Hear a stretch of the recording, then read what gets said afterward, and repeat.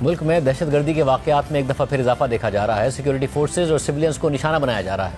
گرفتاری کے بعد دہشت گردوں نے بنو چھاونی پر حملہ کرنے کی کوشش کی اور سیکیورٹی فورسز نے 4 خودکش حملہ آوروں سمیت تمام 16 دہشت گردوں کو ہلاک کر دیا۔ تاہم اس حملے کے نتیجے میں 5 سیکیورٹی اہلکار اور 13 سویلینز بھی شہید ہو گئے ہیں، ساتھ ہی 32 افراد زخمی بھی ہو گئے ہیں۔ پاکستان نے اس حملے میں افغان شہریوں کے ملوث ہونے اور افغانستان میں اس کی منصوبہ بندی کرنے کا دعویٰ کیا ہے۔ ISPR کے بیان میں حملے کی تفصیلات کے بارے میں لکھا ہے کہ 4 مارچ کو بنو چھاونی پر خوارج کی جانب سے ایک بزدلانہ دہشت گرد حملے کی کوشش کی گئی۔ حملہ آوروں نے چھاونی کی سیکیورٹی میں دراندازی کی کوشش کی۔ سیکیورٹی فورسز کی فوری جوابی کارروائی سے تمام 16 دہشت گرد ہلاک ہو گئے۔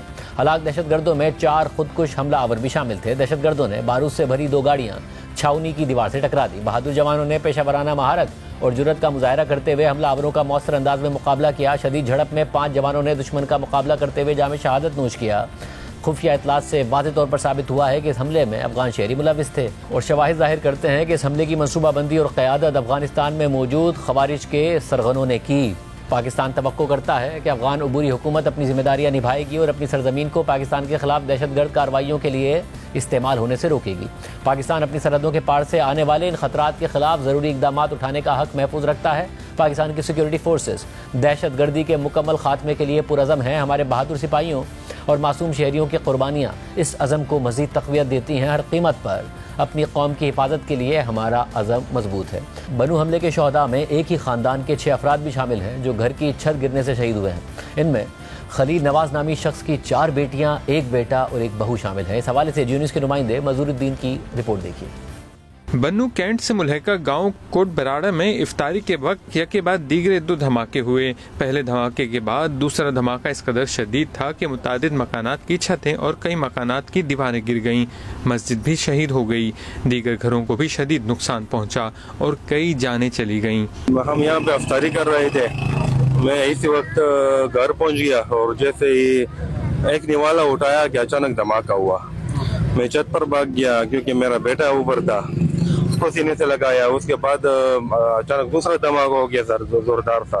چیز جو تھے وہ بہت زیادہ تھے کیونکہ ہر گھر سے تقریباً 4-5 بچے، ہر گھر سے تقریباً 4-5 بچے یہ ہم نے نکالے۔ کوٹ عادل میں چھتیں گری ہیں، گھروں کی دیواریں گر گئی ہیں، گھروں کے گیٹ گر گئے ہیں۔ دھماکوں سے گھر کی چھتیں گرنے سے ایک ہی خاندان کے 6 افراد دم توڑ گئے۔ جاں بحق ہونے والوں میں گھر کے سربراہ خلیل نواز کی 4 بیٹیاں، 1 بیٹا اور 1 بہو شامل تھیں۔ پہلا چھوٹا ایک دھماکہ ہوا ہے، اس میں پہلا نقصان نہیں ہوا تھا، اس سے بعد دوسرا دھماکہ ہوا ہے، اس میں بہت نقصان ہے کہ ہمارا کمرہ سارا گر گیا۔ جاں بحق افراد کی اجتماعی نماز جنازہ اسپورٹس کمپلیکس بنو میں ادا کی گئی، جس میں سیاسی قائدین، علماء کرام سمیت مقامی افراد کی بڑی تعداد نے شرکت کی۔ منظور الدین، جیو نیوز، بنو۔ اس سے پہلے گزشتہ جمعے کو ہی خیبر پختونخوا کے شہر نوشہرہ میں دارالعلوم حقانیہ کوڑا خٹک کی مسجد میں جمعے کی نماز کے بعد ہونے والے خودکش دھماکے میں جمعیت علماء اسلام سمیع الحق گروپ کے سربراہ اور مدرسے کے نائب محتمم مولانا حامد الحق سمیت 8 افراد شہید ہو گئے تھے اور 18 افراد زخمی ہو گئے تھے، جس سے واضح ہو رہا ہے کہ دہشت گرد ایک دفعہ پھر بلا تفریق حملوں کے ذریعے ملک کا مجموعی امن و امان خراب کرنے کی کوششیں کر رہے ہیں۔